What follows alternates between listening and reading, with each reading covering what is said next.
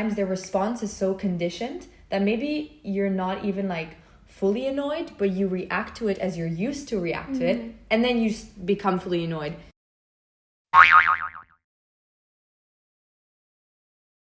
So welcome back, everybody. This is part 3 on our talk on perfectionism, and it's also our last one. So in the previous episodes, we kind of dove into what perfectionism is, the different types, what we resonate with, how we see ourselves with perfectionism, and then we talked about the student experience surrounding it, how because we were in a university or an environment that is really performance related, then it really affects our levels of perfectionism. And now we kind of want to we'll talk about how, I guess, we cope with perfectionism and offer some tools that might be helpful for you guys listening, or also what other factors can be targeted to help improve this aspect of our lives. I guess the first thing with like improving perfectionism is just to raise awareness. I think that's the thing with everything that's like 100% wrong, like understanding what you're experiencing, whether it is perfectionism or not, being aware that perfectionism might be linked or is linked with procrastination, and also that it's like we said in the first episode, it's a spectrum. It's super varied and super wide as a trait. So often we have this idea of like the perfectionist person, you know, doing things, everything like super neat and tidy, but that's not it. It's different for everyone, and it can like manifest in many different ways in many different domains of life. So not a one size fits all experience. Definitely not. Yeah, I think especially with procrastination, since it's so opposed to perfectionism, looks like they're completely separate, and when you procrastinate you might be very hard on yourself and like tell yourself you're failing at something, but realizing that this stems from a nature of wanting to achieve things that are perhaps unachievable sometimes is the first step, for sure.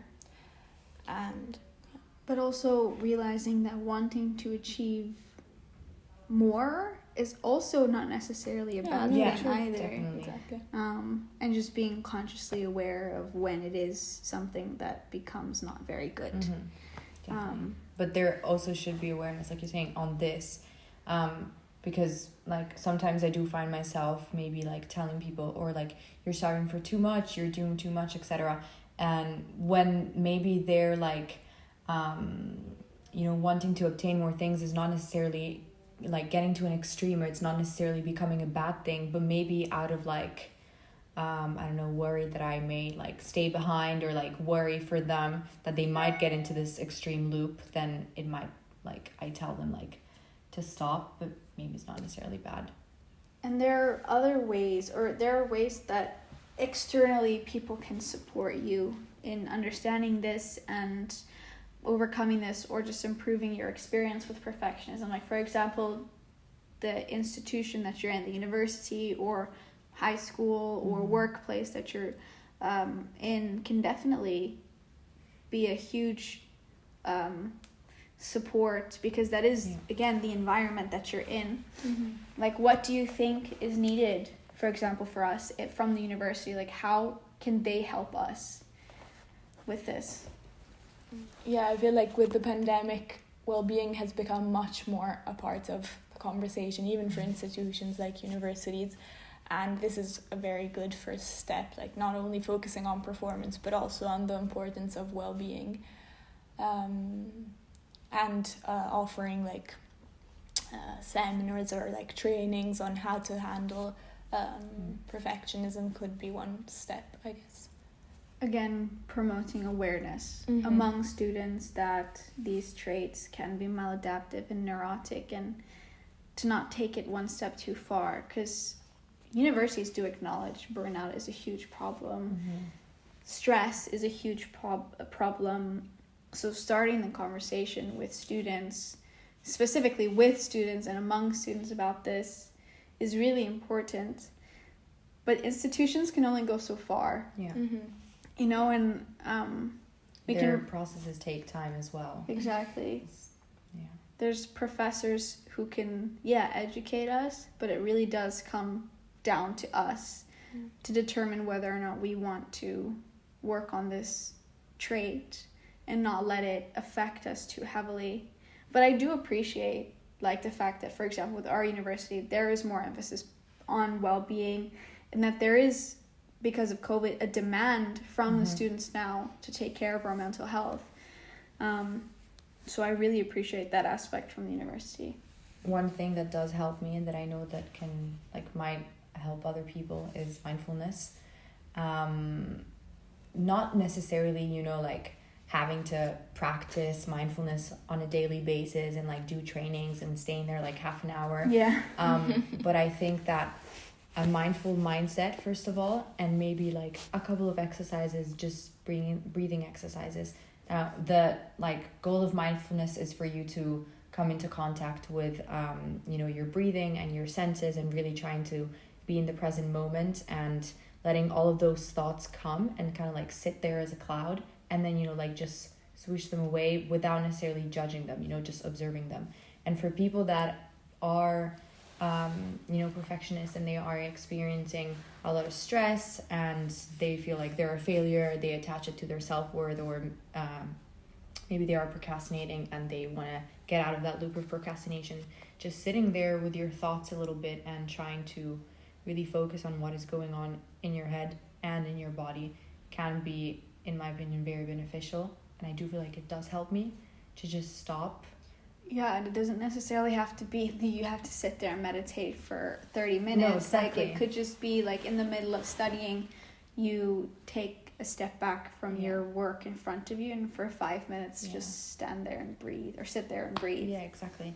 It's kind of like a meta space during studying, and I think the most important thing and most valuable is the awareness, is being aware that in this moment you're in this loop and there's something that is not going on, and instead of perpetuating it, you stop yourself and you try to figure out what it is, and then you can keep going on with your day. It's really all about noticing.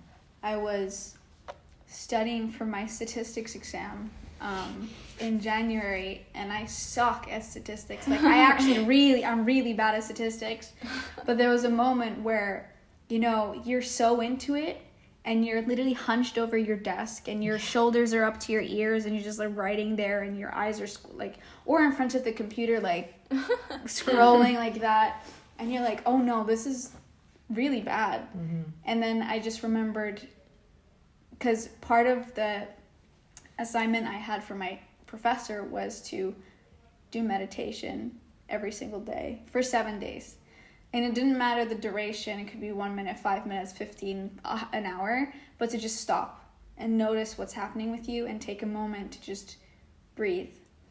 And I just sat back in my chair, closed my eyes, and I just breathed for a moment and focused on my breath and the physical experiences that I was having. And I came out of it really chill and rejuvenated and whoa, now I am not so stressed anymore. I'm not so up in my head. I'm really present and feel capable of continuing this for a little bit longer. So I also really support that idea of having a mindful stance. Totally. And also redefining I think the importance of mindfulness techniques and grounding techniques are to redefine the importance of that thing in the moment. This is not determining your self-worth. This is not the most important thing you'll do in your life. You can wait a second and realize how bad this is for you, and put your well-being first for a moment, and it will be fine. It's not the world's gonna collapse if you stop aiming for perfection for the time that you're studying, at least. And do you feel like there's something that helps you particularly?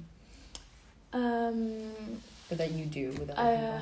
I feel like it really connects to therapeutical techniques, challenging your cognitions and your automatic thoughts of thinking that you will not achieve it, and that you have no self-esteem or self-efficacy to actually reach your goals.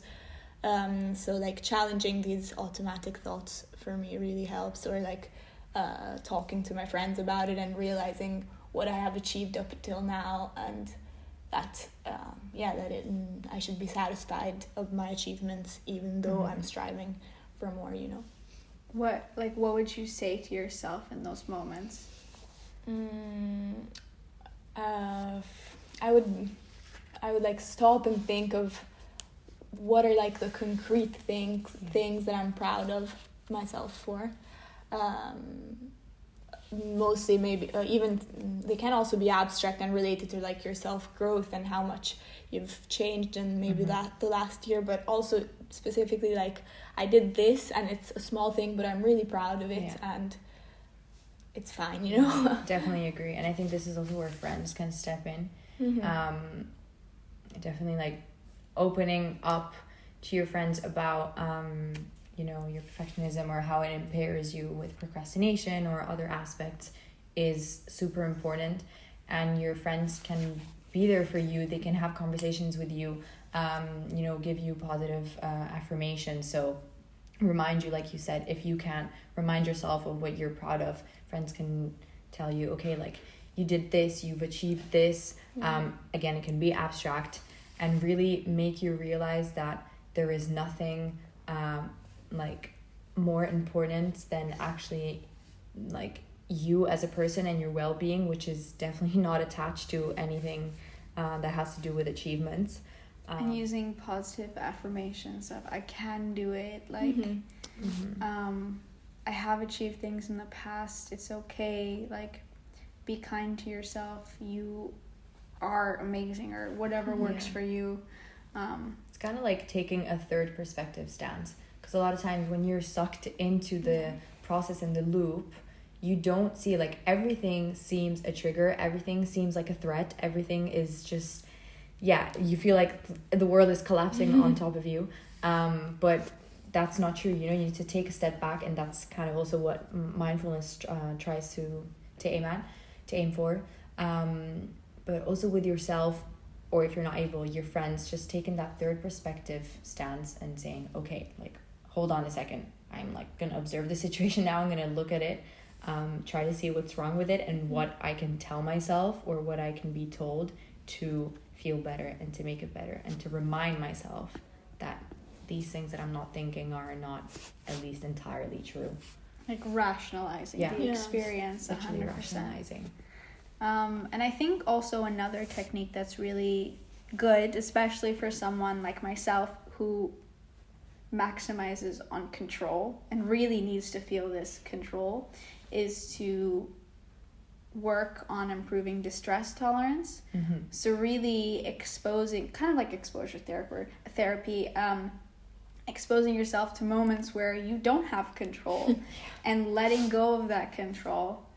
Yeah, for me it's very much like, so with the planning example of needing to plan things and for everything having to, like, you know, go to plan, I'm feeling very stressed if things get in the way or, you know, happen in a different way. What I really try to do is just tell myself constantly, like, first of all, don't plan, you know, let someone else plan.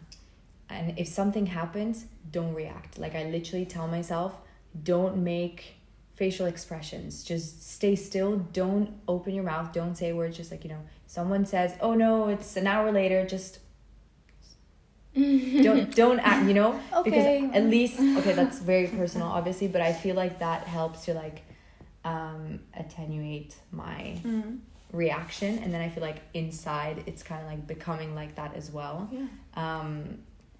Fake it till you make it. But honestly, like, it is a bit fake it until you make it, but it does work, because sometimes the response is so conditioned that maybe you're not even like fully annoyed, but you react to it as you're used to react to it, and then you become fully annoyed. So I'm just like, don't have a reaction, and if you feel very frustrated inside, tackle those cognitions, like you said. Think, why is this really bothering you? Okay, it's bothering me because I feel like I'm a failure if things don't go like I had initially planned them. I feel personally attacked. But what is... like challenge the fact that it is your responsibility for things to go exactly, as if it were my responsibility and I could somewhat control the like laws of the universe of but truly like letting go of that thing. What is the worst thing that can happen?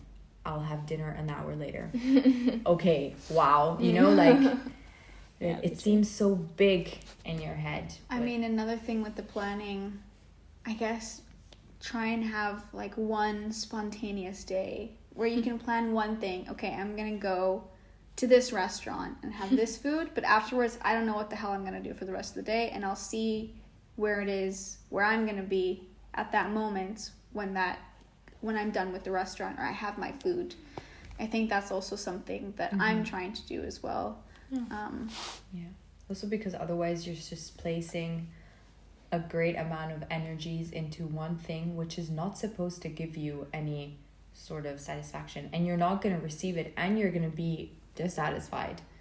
And if you keep investing in that more than necessary, then there's going to be like an imbalance.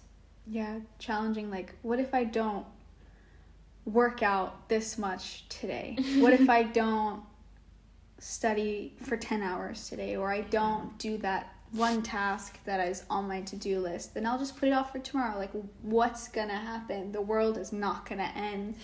But obviously it's easier said than done, and it does take a lot of practice. Definitely. Also a hug. Like, a hug is also fantastic when you're really stressed because of things. True. Yeah. And also just finding something that works for you. Like, it doesn't necessarily have to be any of the strategies we just listed, but tailoring something that really works for you and trying out different things to see what works for you. Definitely. If you have any strategies that really helped you with perfectionism, don't hesitate to comment below. We are very curious to hear some advice from you. Yes. Or reach out to us or anything like that. Yeah, definitely. So we've reached an end of our third episode on perfectionism. If you've missed the first two episodes, go back and watch them. And we really hope that you've enjoyed our talks. Hopefully there will be more to come. And just thank you. If you have anything to add, let us know. Thank you for listening for our talk today. Thank you.